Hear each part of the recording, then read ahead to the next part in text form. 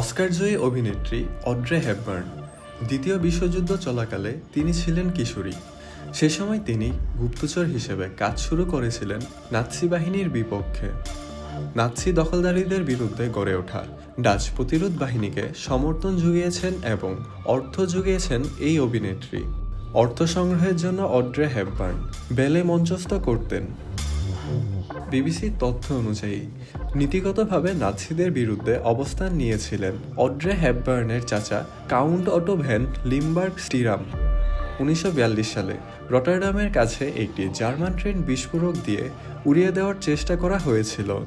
হেপবার্নের চাচা ওই ঘটনার সঙ্গে যুক্ত ছিলেন না, কিন্তু নাৎসি এজেন্টরা তাকে সহ আরও 4 জনকে ধরে নিয়ে গুলি করে এবং মৃতদেহ মাটি চাপা দিয়ে দেয়। চাচাকে বাবার মতোই ভালোবাসতেন অড্রে হেপবার্ন। চাচার মৃত্যুর ফলে কিশোরী হেপবার্নের মনে গভীর রেখাপাত হয়। অড্রে হেপবার্নের বয়স যখন 15 বছর, সে সময় তাকে শর্ত দেওয়া হয়েছিল নাৎসি শিল্পীদের ইউনিয়ন কাল্ট রকমারে যোগ দিতে অথবা প্রকাশ্যে নাচ ছেড়ে দিতে।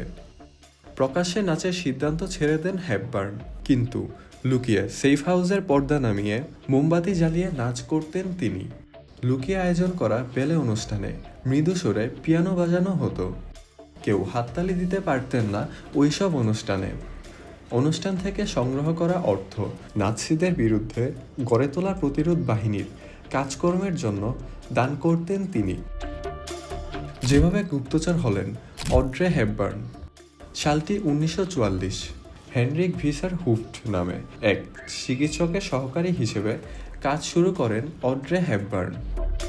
ওই চিকিৎসক ছিলেন প্রতিরোধ যোদ্ধা দলের সদস্য। তার সঙ্গে স্বেচ্ছাসেবক হিসেবে কাজ করতেন অড্রে।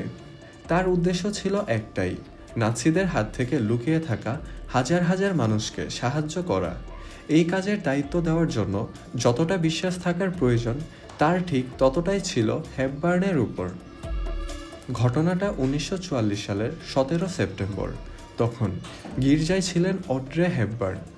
সে সময় হঠাৎ ইঞ্জিনের তীব্র আওয়াজ শোনা যায়।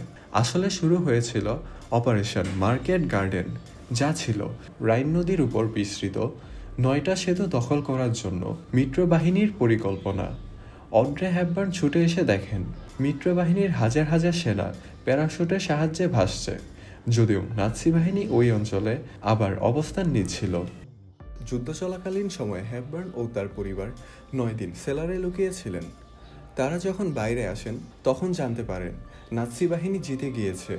এরপর নাৎসিদের বিরুদ্ধে গড়ে তোলা ডাচ প্রতিরোধ বাহিনীর সদস্যদের নানাভাবে নির্যাতন ও হত্যা করা হচ্ছিল। জার্মানির উদ্দেশ্যে রওনা হওয়া মিত্রবাহিনীর বৈমানিকরা নেদারল্যান্ডসে জরুরি অবতরণ করত। সেই সময় অড্রে হেপবার্নকে দিয়ে তাদের কাছে খবর পাঠাতেন চিকিৎসক হুফট।